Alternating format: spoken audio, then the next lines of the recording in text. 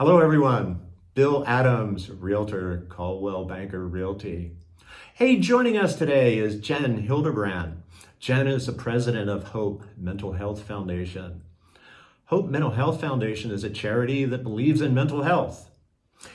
Jen, welcome. Thanks for joining us. Thank you for having me here today. Why don't we start by you telling us about Hope? Okay, I'm really grateful to be able to spread the word. Hope is a nonprofit, so we're a 501c3 based in Arizona, and we give the gift of therapy. So really simple. You can go to our website, which is hopegives.net.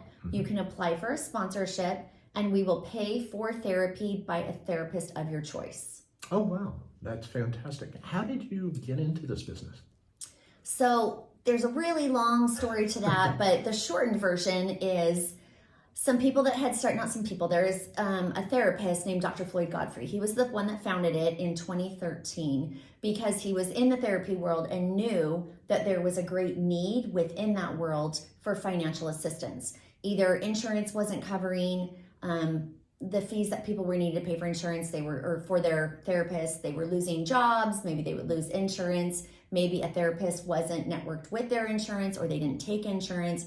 And so he realized that there was this great gap in the ability of people to afford insurance and the resources to be able to get it. And so the foundation was created. I was brought on right before COVID because they knew, one, I had done some nonprofit work in the past, and two, I am an advocate and a beneficiary of therapy, and it changed my life. And so I got involved so that I could help others have that same blessing that came to me through that gift of therapy. That's fantastic. So over your time in the organization, there must be some memorable events. Care to share one with us? It has been, I always say that for Hope, we don't have doors open, we have RV garages. It has just been, we feel like we're on this fast moving train. Mental health is at the forefront of everyone's minds right now. We were already in a mental health crisis prior to COVID, and then we watched as everyone was in their homes and away from one another, and schools were shut down. The mental health crisis that we were in became greater, and it became greater quickly. And so as we've had events, I just feel like the blessings that we have been able to be a part of have been huge. We have had people get involved that have came in. I mean, there was a big family out of Utah that came in and matched our last fundraising dollar for dollar. That was giant. It took our ability to raise money and doubled it. And so something like that was great. I've been in speaking opportunities, interviews. This is all so out of my comfort zone. I love to be with people, and spreading the word of hope makes all of this worthwhile. Mm-hmm. So I feel like all of my comfort zones are just getting taken and thrown out the window. Well, that's good. That's how we grow, right? Yes, it is. What are some of the challenges that you face? I'm sure there's probably many. There's a couple that are just, that come first to mind. One, as far as the mental health crisis goes right now, there's not enough money, resources, and finding donors to meet the amount of sponsorships that we have waiting to be filled. They're not even right now. And so we spend all of our time fundraising and trying to match up with donors that know our passion and the good place that it is to put their money and how trustworthy we are with that money to make sure that it's getting to the right hands. The other thing is there's nothing like Hope. There's no one that just pays for therapy. And so our computer system, everything, the way we process the applications, understanding insurance, all of that is something that we've learned in this last year. We have a really good team. Some of the team can write computer programs. Some of the team knows insurance in and out, or how the therapy offices bill. And so we've been able to take this team of people and put together this whole entire program to be able to sponsor, to give these sponsorships to people in the most effective and valuable way. Wow, it certainly sounds like you've come a long way in a very short period of time. We have. It's a fast-moving train. Fantastic. So people that are involved in Hope, right, in your programs, what kind of feedback are you hearing from them? So the thing with therapy is it's a very private, not a lot of people, I'm very vocal about my story and why I'm so passionate about it, but there is a lot of private to that. And in our application process, when we award in a 3-month block, and so when that 3 months is up, you have the ability to reapply for another sponsorship. And we'll have a question in there that will just say, on a scale of 1 to 10, if you started at a 4 in your progress for mental health, where are you now? And that's where we really get to see where they'll come in and say, hey, I'm at a 7, and they'll just give us this small blurb of, I've learned breathing exercises. My anxiety was out of control. I've learned to remove myself from situations. We get to see and hear about these tools that they're implementing in their lives that are essentially changing their lives. And that's my favorite part. That's great that you're able to get that feedback. So what motivates Jen?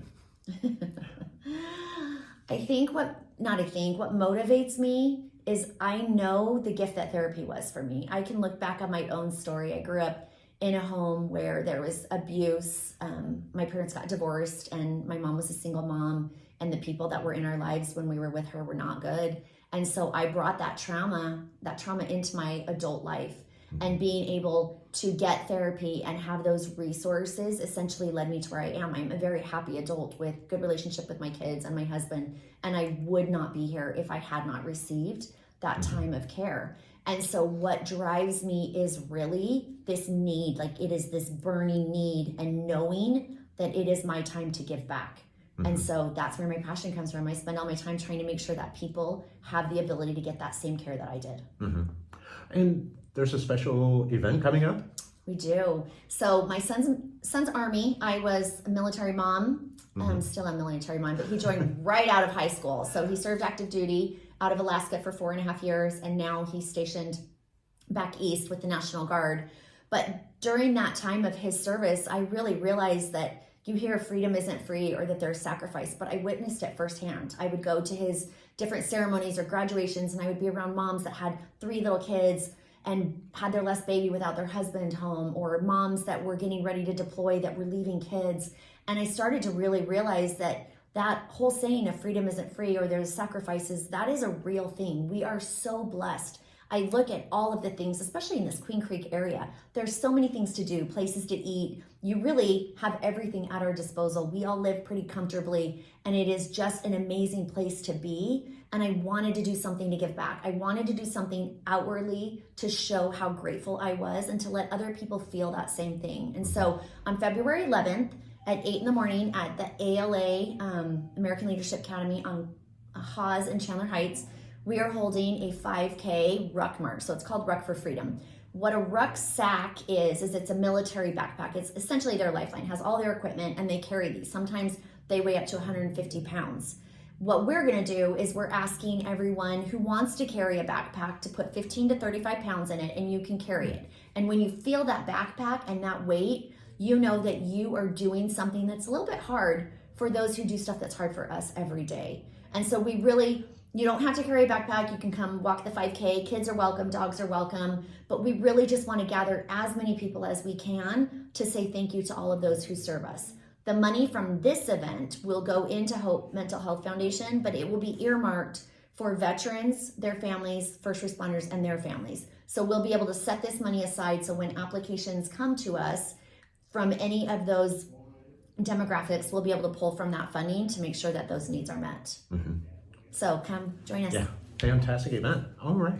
So, hey, a little bit about you. I mean, you've built this organization or helped build this organization over a short period of time. You come a long way. You're deeply involved. What do you do for fun? I love to travel. Yeah. That is, if I'm not 100% running a million miles an hour at home, I hope I'm on an airplane going somewhere. My whole family is very passionate about travel, so anytime we can get on a plane or go somewhere, get in a car, that's what we want to do. So that's what I do for fun. All right, fantastic. Well, Jen, appreciate you joining us so today much. and sharing your story. Thank you for the opportunity to share our message. We really want people to know that we exist and we want to help. All right. Well, you heard the message from Jen. Please reach out to her with questions.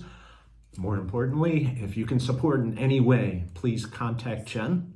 This is Bill Adams, Coldwell Banker Realty. Thank you. Thank you.